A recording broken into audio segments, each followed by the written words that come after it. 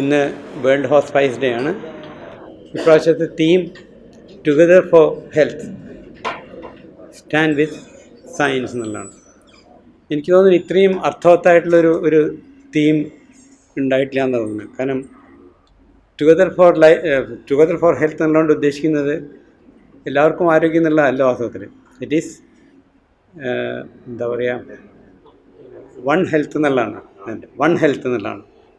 നമ്മുടെ ഹെൽത്ത് എന്ന് പറഞ്ഞാൽ നമ്മളുടെ മാത്രമല്ല, അത് നമുക്ക് ചുറ്റുമുള്ള മൃഗങ്ങളുടെയും സസ്യജാലങ്ങളുടെയും ഭൂമിയുടെയും എല്ലാത്തിൻ്റെയും ഹെൽത്താണ് എന്നുള്ളൊരു തിരിച്ചറിവാണ്. അപ്പോൾ ആ നിലയ്ക്ക് ആരോഗ്യത്തെ നമുക്ക് എങ്ങനെ കാണാൻ കഴിയും, എങ്ങനെ ഇതെല്ലാം എല്ലാത്തിൻ്റെയും സമഗ്രതയിൽ നമ്മൾ കണ്ടിട്ട് എങ്ങനെ ആരോഗ്യത്തെക്കുറിച്ച് ചിന്തിക്കാൻ കഴിയും. നമ്മുടെ ആരോഗ്യം മാത്രമല്ല, അങ്ങനെ സാധിക്കില്ല. പണ്ടൊരാൾ പറയേണ്ടതുണ്ട്, ഈ വികസിത രാജ്യങ്ങൾക്ക് ഒരു ഭാഗധേയം, ഒരു ഭാവി, അവികസിത രാജ്യങ്ങൾക്ക് വേറൊന്ന്. അങ്ങനെ ഇല്ല വാസ്തവത്തിൽ. ഒന്നുകിൽ എല്ലാവരും നീന്തിക്കയറുക, ഒന്നിച്ച് നീന്തുക, അല്ലെങ്കിൽ എല്ലാവരും കൂടി ഒന്നിച്ച് മുങ്ങിപ്പോവുക. ഇത്രയേ പോയുള്ളൂ. ഇന്നത്തെ ലോകത്ത് അങ്ങനെയാണ്. കാരണം എല്ലാം പരസ്പരം ആശ്രിതമാണ്, പരസ്പരം ബന്ധിതമാണ്. അപ്പോൾ ഈ ഒരു തിരിച്ചറിവുണ്ടായിട്ടുള്ള ഒരു പുതിയൊരു തീമായിട്ടാണ് എനിക്ക് തോന്നിയത്. അത് കാരണം തന്നെ എനിക്ക് വളരെ ഇഷ്ടപ്പെട്ടു ഈ പ്രാവശ്യത്തെ തീം. പിന്നെയുള്ള പറഞ്ഞ സ്റ്റാൻഡ് വിത്ത് സയൻസ് എന്നുള്ളതാണ്. അതും വളരെ ഇമ്പോർട്ടൻ്റ് ആണ്.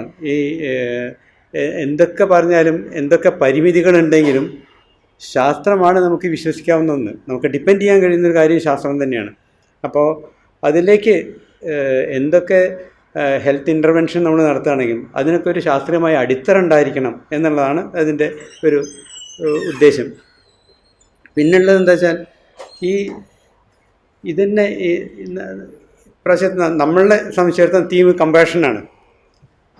ഇതും വളരെയധികം ലിങ്ക്ഡാണ് പ്രാവശ്യത്തെ തീമുമായിട്ട്, വേൾഡ് ഹെൽത്ത് ഡേൻ്റെ തീമുമായിട്ട്.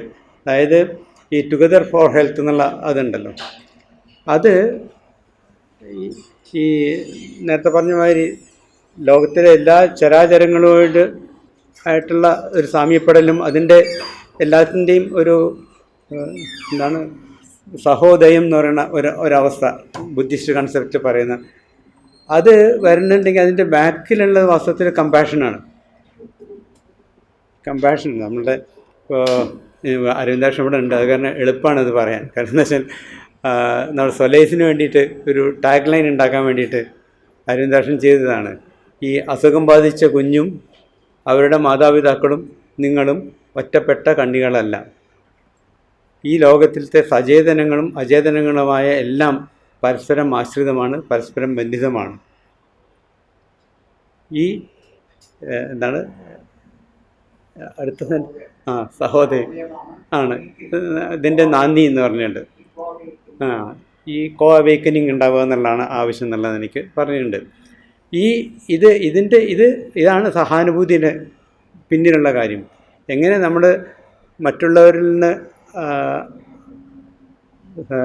ഷൗക്കത്തോടിരിക്കും ഇതൊക്കെ പറയാൻ എനിക്ക് കുറച്ച് ഭയമുണ്ട്. കാരണം ഇതൊക്കെ വളരെ ഇത്രയും കഷ്ടപ്പാടില്ലാണ്ട് വളരെ സിമ്പിൾ ലാംഗ്വേജിൽ പറഞ്ഞു തരുന്ന ഒരാളാണ്. അപ്പോൾ അതാണ് കാര്യം, എങ്ങനെ സാധിക്കും എന്നുള്ളത്. ഇപ്പോൾ നമ്മുടെ എൻ വി കൃഷ്ണവാര്യർ പറയുന്നുണ്ടല്ലോ, അതാണ് എവിടെ മനുഷ്യന് ചങ്ങല കൈകളിൽ അങ്ങൻ കയ്യുകൾ നൊന്തിയിടുകയാണ്, എങ്ങോ മർദ്ദനം അവിടെ പ്രഹരം വീഴുവത് എൻ്റെ പുറത്താകുന്നു. ഇങ്ങനെ അന്യൻ്റെ വേദന സ്വന്തം വേദനയായി മാറുക എന്നുള്ളതുണ്ടല്ലോ, അതാണ് കമ്പാഷൻ്റെ ആദ്യത്തെ പടി. കമ്പാഷൻ 3 ഘട്ടങ്ങളാണ് പറയാറുള്ളത്. ഒന്ന്, അവരുടെ വേദന നമ്മൾ തിരിച്ചറിയണമെന്നുള്ളത്. വേറൊന്ന്, അതുമായിട്ട് നമുക്കൊരു ഇമോഷണലായിട്ടുള്ള ഒരു എക്സ്പ്രഷൻ അതിന് വരണം എന്നുള്ളത്. പിന്നെ അത് മാറ്റിയെടുക്കാൻ വേണ്ടിയിട്ടുള്ളൊരു കർമ്മോന്മുഖത ആവുന്നു എന്നുള്ളതാണ്.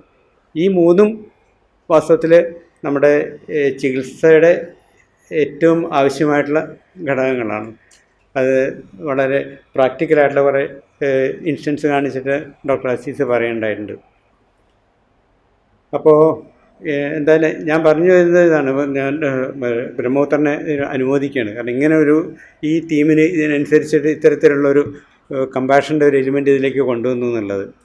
അപ്പോൾ ഇനി വളരെ ഫ്രൂട്ട്ഫുള്ളായിട്ട് ഡിസ്കഷൻസ് വലുതും വരാനുണ്ട്. എല്ലാവരും ഷൗക്കത്തിനെ കാത്തിരിക്കുകയാണ് കേൾക്കാൻ വേണ്ടിയിട്ട്. ഞാൻ തൽക്കാലം വിരമിക്കുന്നു.